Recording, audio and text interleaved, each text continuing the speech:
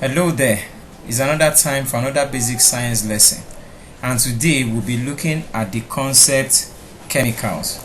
Now the objective of this lesson is to help learners define the concept chemicals, give examples of chemicals in daily household items, classify chemicals based on their uses and hazardous nature, state safety measures when using chemicals in a laboratory. Now, what are chemicals? We are going to start with this concept. What are chemicals? Now, chemicals are substances with specific chemical compositions and characteristic properties. In other words, each chemical has a specific chemical composition and it has its own peculiar characteristics. Now, chemicals can be in form of liquid, solid, and gas, or any pure substance or mixture. For example, water, table salt, sucrose, and so on.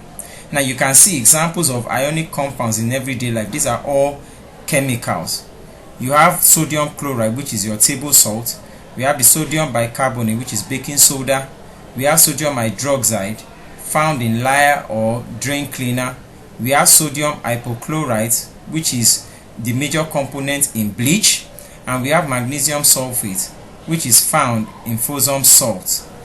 Now, moving ahead, we'll be classifying chemicals based on their uses and hazardous nature. But we're going to be starting with the classification of chemicals based on their uses.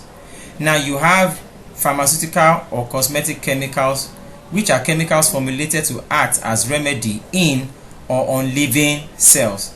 They can be of plant origin, that is herbal, or synthetic in nature. Now we have nuclear chemicals. These are chemicals that function based on the activities within the nucleus of an atom. So we have various nuclear chemicals like the nuclear waste, plutonium, and other chemicals. We have agrochemicals. These are used for agricultural purposes. For example, we have pesticides to control pests, herbicides to control weeds, fertilizers and organic manure to enhance plant growth. Now we have industrial chemicals, which are used in industries and for research work. Industrial salts, paints, ink are some of the examples of industrial chemicals. Now finally, we have laboratory chemicals, which are chemicals commonly found in a laboratory. They are in relatively small quantities and used for educational purposes. Examples are inorganic salts, inorganic acids, and bases.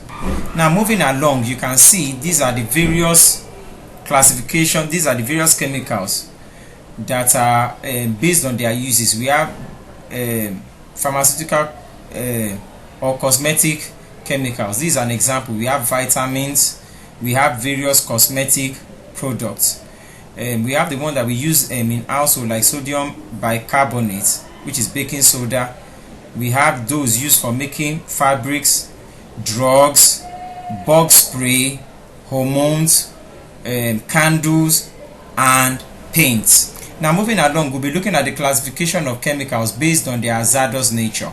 Now we generally have three types: highly hazardous chemicals, moderately hazardous chemicals, and non-hazardous chemicals. Now starting with highly hazardous chemicals, these are chemicals that cause a lot of danger or adverse health effect after exposure. They can be further classified into three main parts. We have toxic chemicals. Now, toxic chemicals are substances which may be harmful to the environment or hazardous to your health if inhaled, ingested, or absorbed through the skin. Now, examples are furniture polish, ammonia, motor oil, gasoline, bleach, and so on. All these are toxic chemicals. Now we are moving on to corrosive chemicals. Corrosive chemicals are chemicals that can damage or destroy other substances.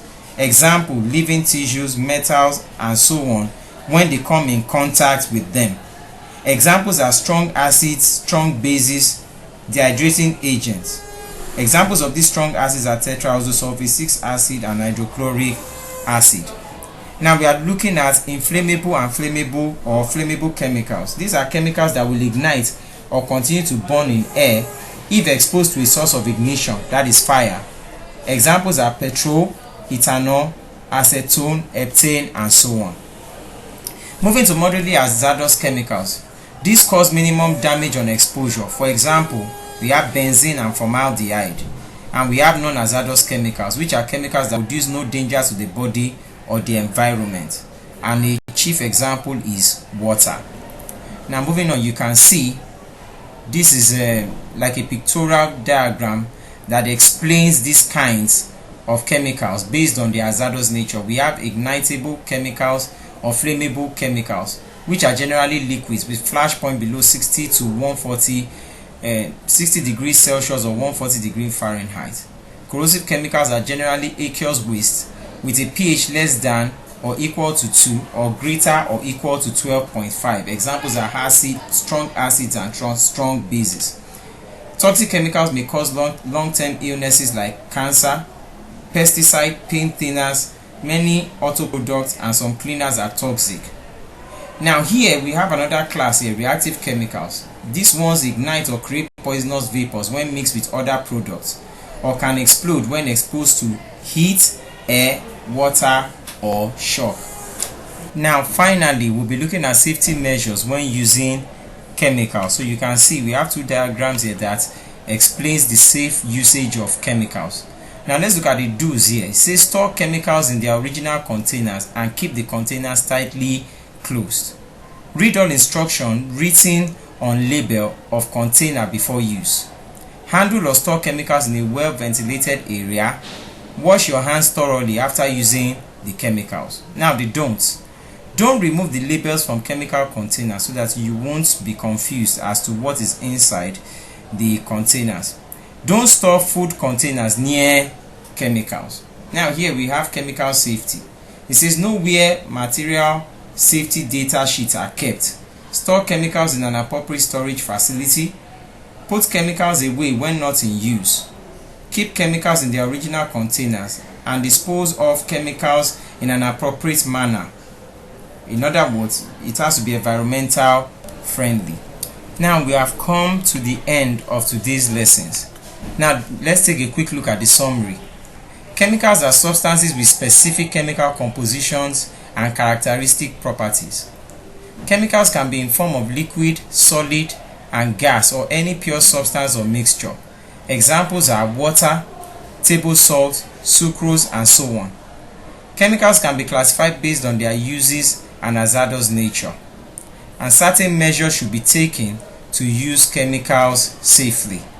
Now before we go, I want you to pause this video and attempt to answer the questions in this assessment so as to know how much of the lessons that you have imbibed, and I'll see you again in the next lesson. Bye bye.